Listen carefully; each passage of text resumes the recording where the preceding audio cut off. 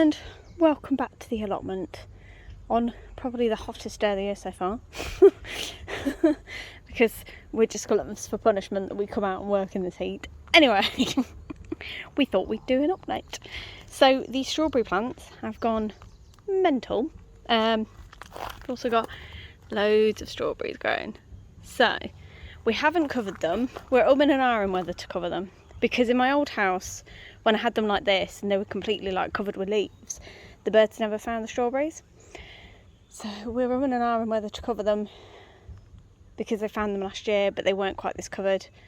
So we'll let you know. We'll let you know either way. If we don't cover them and they find them, if we do cover them or we don't cover them, no, they don't find them. But we'll tell you in an update later on. So the little fig tree's coming back up again, which is nice. The salad plot, we're probably ready for picking now and eating.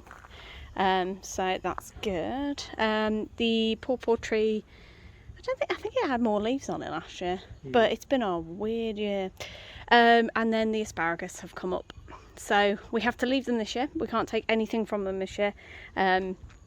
And then next year we get to take like one per plant, and then it's like 3-4 years down the line, that's when we can really start harvesting and enjoying them. So they're a long-term investment. The gooseberry bush is looking a bit more bushy now, so that's good. We've got the trees. Which one's this one again?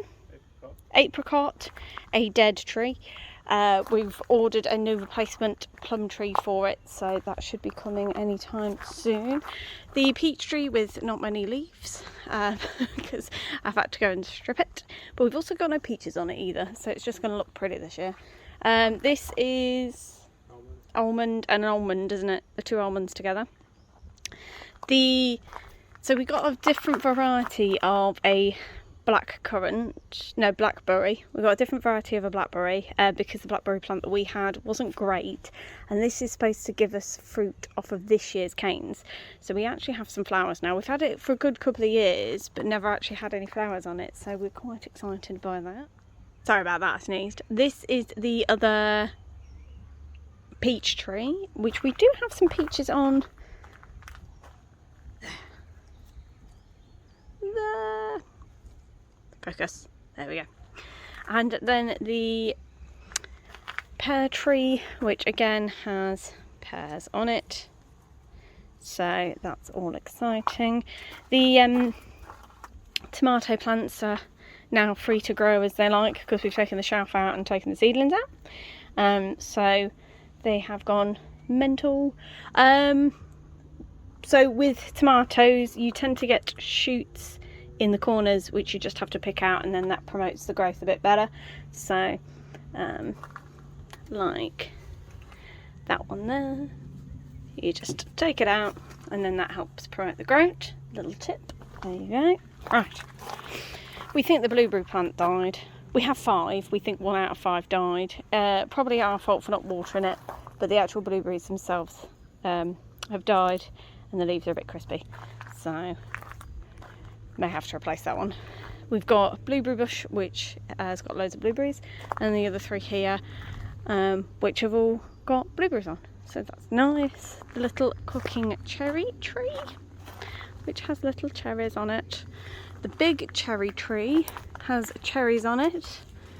Oh, there we go, we found them. That's our rhubarb, which is growing quite nicely. And then all the flowers. So this is what we like to call our bee garden. This is all the flowers that the bees like, to help promote them come into the garden. And well, we like bees around here. Yeah, into the very hot greenhouse. How hot is it today? It's 33 degrees. So it's probably hotter outside actually. So we've got the cucumber plants with cucumbers on. Oh, I'm so excited. Watermelon has gone slightly mental. We've got the peppers, 2 baby peppers because they're not really growing, and the 2 giant peppers because they are. Another watermelon plant. We do have little jalapeno peppers at the front. They're not really doing anything, so we don't know if they will or not. We've got another watermelon at the front and then melons at the back. I did see some flowers on the melons, so we'll see whether they grow or not. That one in the corner, it's alive, it's just not happy, so we'll see what it does. Oh, it's a bit it's nice here, this is a shaded bit. Oh, right. Onions, so red onions, garlic and brown onions, all quite happy. Everything's been de-weeded this week. We went on a mass de-weeding spray, filled 2 green bins. So yeah, we've definitely been de-weeding. Oh, what order are they in? Is it pumpkin squash? Pumpkin, squash, pumpkin. So 2 pumpkins, squash in the middle, and then pumpkins at the end. We have caged them because the birds kept eating them. So they kept eating our leaves. So we've just caged them to help them. The plum tree is quite happy, but we've got no plums on it. Again, plum tree happy, but no plums. We have monge-toot and then little peas. Well, I say little peas. They're peas, we just started growing them after the monge-toot, hence the monge-toot are bigger. I did see monge-toot. So we have got some this year. That is the squash. In fact, there's a label. There's a label in there that'll tell me that it's squash. It won't focus on it, but there you go. We've got Brussels sprouts mixed in with sunflowers. So you may remember that we had all those sunflowers grow, and we've just kind of moved them around the garden. We've moved them into our garden, we've moved them around the allotment, and then we have got some for friends and family. So we don't want them to go to waste. The cherry tree has got little cherries on it, which is exciting. Potatoes are quite happy and we've piled them up. We haven't put the cabbage out yet, have we? Are they? Oh yeah, they are!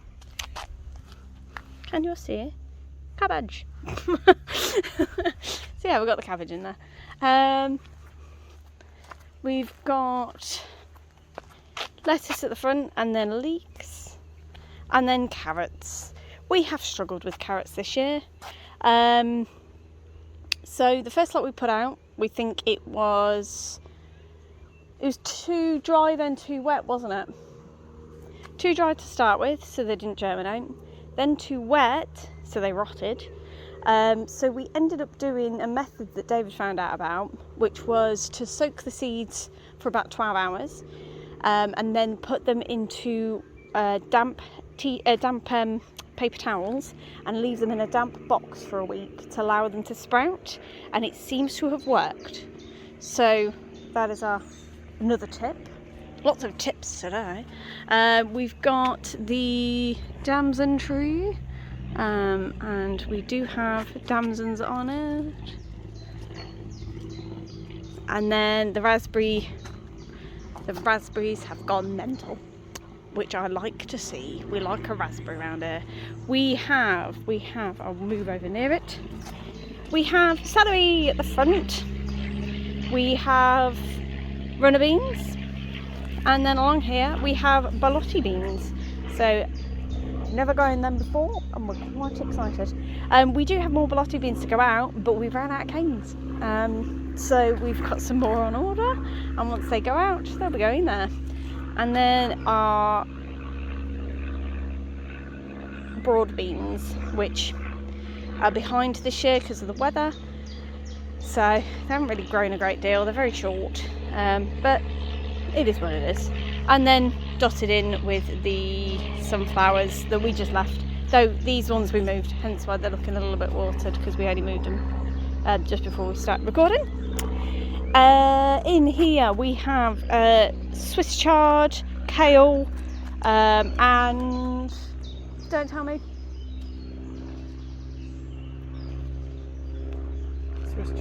Swiss chard, Swede, kale, broccoli. That's it. Swiss chard, Swede. No. Swiss chard, kale, Swede. Swiss chard. Yeah. Swedes, kale, broccoli. And a sunflower. I was trying to think of the word Swede. And then we have not sunflowers, we have sweet corn. I love sweet corn, hence why we've got an army of sweet corn plants.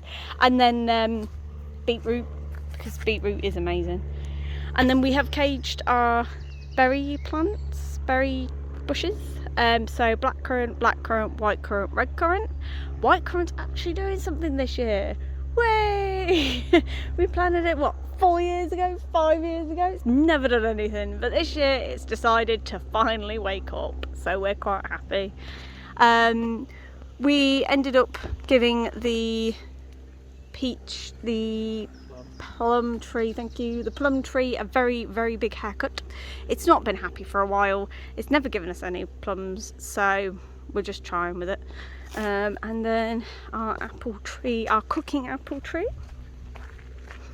which we did chop off a great chunk of it, but it has given us loads and loads of apples. Well, there's loads and loads of apples growing, I should say, so we're happy. And then at the top there, that giant one, that is the crabapple tree, which I can see crab apples growing. Oh, it's nice and cool in here. I might just stay in here now. Well, do you know what? We're going to go through a journey through the trees because I want to stay in the shade. And then this is the eating apple tree at the back. You've never seen it from this angle before, which we do have some eating apples on. So yeah.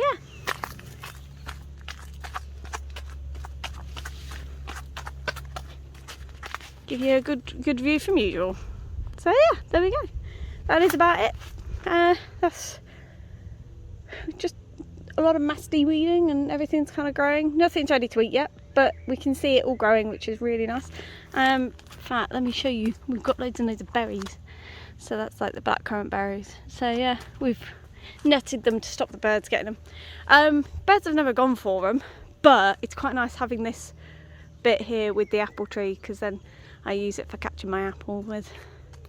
So yeah, but right, that's it pretty much. So I will leave it there, and I'm off to have a drink. See you later. Bye.